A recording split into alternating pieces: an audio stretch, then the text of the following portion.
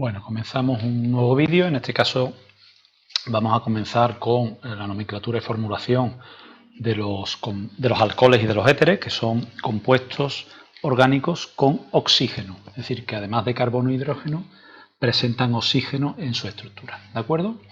Iniciamos, repito, la nomenclatura y formulación de este tipo de compuestos que presentan oxígeno en su estructura, en el que veremos también los aldehídos y la acetona y por último los ácidos carboxílicos y los ésteres. Bien, los alcoholes o el conjunto de compuestos orgánicos que forman parte del grupo alcohol tienen un grupo funcional característico que es el grupo OH, que se llama, ¿vale? Oxígeno unido a hidrógeno y esta estructura unida al esqueleto carbonado. Es decir, cuando yo tengo esos dos átomos unidos por enlace sencillo entre ellos y unidos al esqueleto carbonado, lo que tengo es el grupo funcional alcohol, que le van a dar unas propiedades físicas y químicas características al compuesto y se llaman los alcoholes. ¿De acuerdo? Bien. ¿Cómo se nombran?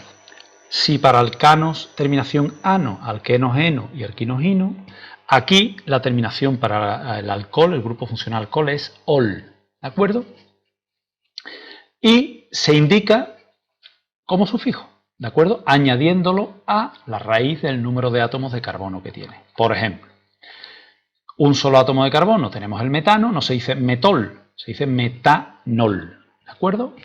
Aquí tenemos cómo se representaría carbono, 3 enlaces sencillos con 3 hidrógenos, un enlace a oxígeno y a hidrógeno. ¿Cómo se representaría en la fórmula semidesarrollada? Que es muy importante, porque la fórmula molecular sería CH4O, pero ahí no estaríamos diciendo cómo están unidos los átomos, ¿de acuerdo?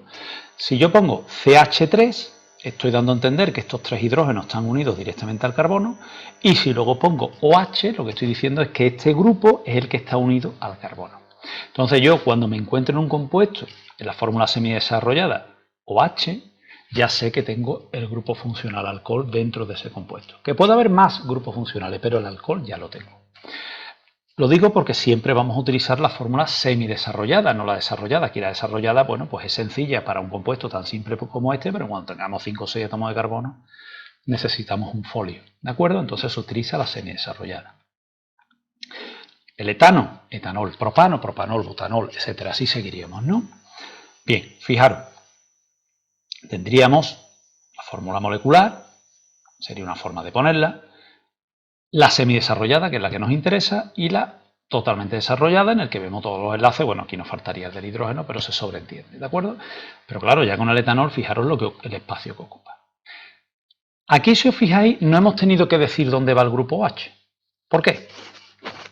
Pues porque si va en este carbono que tenemos aquí, este sería, o en este que es el mismo, sería el carbono 1. Pero si el grupo OH fuese en este carbono, este sería el grupo 1, porque vamos a seguir manteniendo la misma norma, que vamos a empezar a numerar por donde el grupo alcohol tenga localizadores más bajos. Por lo tanto, si lo pongo aquí, este sería el 1, si lo pongo aquí, este sería el 1, es decir, que lo pongo donde lo ponga va a estar en el carbono 1. Entonces lo que dice la norma es que no se pone, sería etanol. Pero en cuanto ya nos encontramos compuestos más grandes, ya el grupo OH puede ir en más sitios de la cadena. Por ejemplo, este grupo OH podría estar en este carbono o en el del medio. O este grupo OH podría estar en este carbono como el que está o en este. ¿De acuerdo? Porque si lo ponemos en este o en este, son simétricos con los anteriores. ¿Vale? Fijaros aquí la comparación y fijaros aquí la comparación. ¿De acuerdo? Bueno. Si yo digo propanol, el que pinta el compuesto pone los 3 carbonos y dice, oye, ¿y el grupo OH dónde lo pongo? Porque tengo 2 opciones y tú no me has dicho dónde lo tengo que poner. Siempre que nos hagamos esa pregunta de ¿dónde tengo que ponerlo? Significa que le falta el localizador. Si yo pongo el nombre del compuesto, etanol, y sé dónde va el grupo OH, no tengo que poner localizador. Entonces, insistimos, numeramos siempre por donde dé el localizador más bajo al grupo alcohol. Se añade la terminación ol, ¿vale? Y delante de esa terminación se añade el localizador, ¿vale? Por lo tanto, aquí tendríamos los nombres. Estos dos serían propanol, pero como uno está en el carbono 1 y otro está en el 2, se separa el sufijo ol y se mete el localizador, ¿de acuerdo? Igual que hacíamos con los dobles y los triples, con la terminación eno e ino. Y aquí tenemos el butanol, butan 1 ol y butan 2 ol. También os digo que en la nomenclatura antigua, en la normativa antigua, mejor dicho, después de la modificación de la IUPAD de 2005, pues este localizador se ponía delante. Entonces es normal que encontréis en libros antiguos 1-propanol, 2-propanol, 1-butanol, 2-butanol. ¿De acuerdo? Es normal. Ya en internet, las páginas web no. ¿De acuerdo? Porque sabéis que se pueden actualizarlo. Un libro del 2000, pues evidentemente transcribe la normativa antigua. ¿De acuerdo? Y ahí era 1-propanol. ¿De acuerdo? Pero aquí no. Entonces, mucho cuidado con las páginas web en las que aparezcan, ya os lo dije, en el caso de los alquenos y de los alquinos, que cuando veis páginas web en las que aparecen nombres que no concuerdan con la nueva normativa, pues evidentemente no están actualizadas y hay que fiarse poco de ellas. Más ejemplos. Bueno, aquí tenemos un esqueleto de 3 átomos de carbono, aquí no hay duda. Si os fijáis aquí numerar de izquierda a derecha me da igual, porque los grupos alcohol están en el 1, 2, 3 y por aquí están en el 1, 2, 3. Y como siempre, aquí vuelvo a insistir en lo de los localizadores, que hay que poner tantos localizadores como grupos funcionales hay y que hay que indicar con prefijos latinos. Entonces, el compuesto este sería el propan 1, 2, 3 triol. ¿De acuerdo? Si yo pongo 1, 2, 3 y pongo ol, ¿se puede sobreentender que tengo 3 grupos alcohol, uno en el 1, en el 2, en el 3? Vuelvo a repetir, como he dicho en otros vídeos, sí se puede entender, pero la normativa dice que se pone tri. Entonces, si la normativa dice que se pone tri, no hay más vuelta de hoja. A este compuesto se le llama glicerina, ¿de acuerdo? Aquí tenemos dos grupos funcionales. Tenemos un triple enlace y tenemos un alcohol. A la hora de elegir cadena principal, manda el alcohol la cadena más larga que tenga el mayor número de grupos funcionales alcohol. Si hay dos igual de largas, pues si puedo meter triple enlace, mejor. ¿De acuerdo? Pero manda siempre la más larga con el grupo alcohol. Si hay dos igual de largas y una tiene el triple y otra no la tiene, o tiene el doble y otra no la tiene, elijo la que tiene el doble o la que tiene el triple. Pero manda siempre el grupo funcional alcohol, frente a dobles y triples. Y a halógenos, por ejemplo. Aclaración. Bueno, esta es la aclaración que os acabo de hacer. ¿Cómo se nombraría? Empiezo por aquí, número 1, 2, 3, 4, y el orden es que el grupo funcional, en este caso alcohol, que actuaría aquí como principal, se pone siempre al revés, perdón, al final, no al revés, perdón, al final. Entonces se dice buta, butín, sería el butinol, pero como hay que decir dónde va el triple, porque el triple podría haber estado aquí. Y hay que decir dónde va el alcohol, porque el alcohol podría haber estado en el carbono 1 o en el carbono 2, por ejemplo, o en el 3, si sigue el triple. Bueno, no, perdón, en el 3 no, porque este ya no podría admitir. Pero podría haber estado en este, por ejemplo, también. Pues entonces, si el grupo alcohol yo lo puedo mover en la cadena y el triple lo puedo mover en la cadena, tengo que decir dónde va.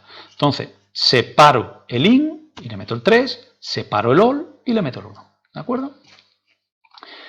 ¿Derivados aromáticos? Pues el primer derivado aromático de los alcoholes es el anillo de benceno con el grupo OH, grupo alcohol. Y no se dice bencenol, sino se dice fenol, ¿vale? Mucho cuidado, se llama fenol. Entonces, lo que podemos, más sencillo podemos ver en aromáticos, en un cuarto de eso, son los disustituidos, pero eso ya lo hemos visto en hidrocarburos aromáticos, ¿vale? Entonces, el carbono 1 va a ser siempre, en este caso, donde esté el grupo alcohol, y numero hacia la derecha o hacia la izquierda, es decir, a favor agua de reloj en contra, en función de dónde esté el otro sustituyente. Como por aquí está en el 2 y por aquí está en el 6, pues número para acá. ¿Cómo se nombraría? Pues en el carbono 2 tengo un clorofenol, 2-clorofenol, o pongo ortoclorofenol. Ya sabemos la utilización de los prefijos orto, meta y para. Aquí, por ejemplo, tendríamos en posición 3 un metilo. Sería el 3-metilfenol o M-metilfenol, ¿vale? Repito que esto lo hemos visto en un vídeo previo de hidrocarburos aromáticos y si eso, pues repasáis la utilización de los prefijos orto, meta y para. Y cuando están en posiciones 1, 4, veis que aquí daría igual numerar 1, 2, 3 y 4 que 1, 2, 3 y 4. Lo mire por donde lo mire, me va a dar en el carbono 4. Entonces, pues sería o el 4-bromofenol o para-bromofenol, ¿de acuerdo? Bien, con esto vamos a finalizar los alcoholes y vamos a pasar a los éteres. El grupo éter o el grupo funcional éter se caracteriza por tener el oxígeno que está unido a derecha y a izquierda a esqueletos carbonados. Los esqueletos carbonados se suelen representar con una letra R mayúscula. Y yo aquí he puesto un prima para dar a entender que el esqueleto carbonado que tengo a la izquierda no tiene por qué ser igual que el que tengo a la derecha. Por ejemplo, a la izquierda puedo tener un metilo y a la derecha un etilo, ¿de acuerdo? Aunque pueden ser los dos iguales, ¿vale? Pero bueno, el grupo funcional éter es el oxígeno unido por enlace sencillo a dos esqueletos carbonados. Ese es el grupo funcional. Fijaros, aquí tenemos un grupo funcional formado por un solo átomo y que se enlaza de forma sencilla, ¿vale? Bueno, ¿cómo se nombran? Vamos a ver dos formas de nombrarlo. En la primera forma utilizamos la palabra éter, es algo parecido a lo que hemos visto con el benceno, ¿de acuerdo? ¿Y qué es lo que se hace? Pues yo me fijo en los dos radicales que están unidos al grupo funcional éter. Yo tengo un etilo y un metilo. Y se ponen delante de la palabra éter, que la palabra éter representa al oxígeno, y se ponen por orden alfabético, esto siempre por orden alfabético. Etil, metil, éter. Con una particularidad, que los dos radicales tienen que estar separados y el último radical tiene que estar separado de la palabra éter. Eso es lo que dice la normativa. Hemos visto con el benceno que se pegan y veremos con otros compuestos que sí se pegan también. Pero bueno, en este caso se separan. Bueno, pues los separáis y ya está. ¿De acuerdo? Si los dos radicales son iguales, pues nada, se usa el prefijo di y hemos terminado. Dimetil, éter. Dimetil, separado, éter. Como veis es muy sencillo. ¿Cómo se llama el radical que tengo a la izquierda? ¿Cómo se llama el que tengo a la derecha? Los pongo por orden alfabético y le añado la palabra éter.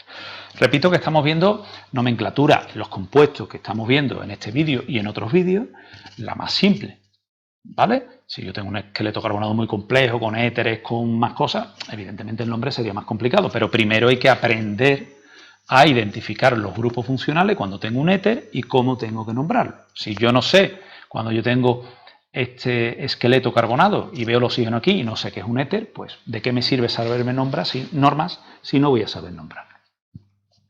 Y por último, vamos a ver la segunda forma. Se nombran los radicales separados por la palabra oxi. Es un poquito complicado. Vamos a ver cómo se haría. Mirad, lo que se hace es lo siguiente. Voy a poner los dos primeros. Y ahora lo vamos a explicar. Mirad. Se empieza nombrando el radical con menos átomos de carbono. ¿Vale? Entonces, yo veo estos dos radicales y digo, aquí tengo el etilo y aquí tengo el metilo. Entonces, metilo terminado en oxi, metoxi. Y ese está unido al etano. Como vemos aquí, este sería el etano. Metoxi, etano. O sea que etil, metil, éter o metoxi, etano. No se puede nombrar etoximetano. La terminación oxi la lleva el radical más pequeño en número de átomos de carbono. Y el otro radical terminado en ano porque es un esqueleto carbonado normal. Aquí igual. Aquí el radical más pequeño es el metilo. Metoxi, benceno.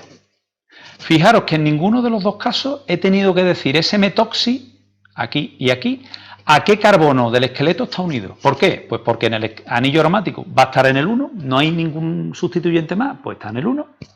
Y aquí, si está unido en este carbono, este va a ser el 1, pero si hubiese estado unido en este otro, este sería el 1, por lo tanto no tengo que decir dónde va. ¿Qué problema hay cuando sí hay que indicar dónde va? Pues vamos a lo mismo. Fijaros, yo tengo este compuesto, que es difícil de nombrar.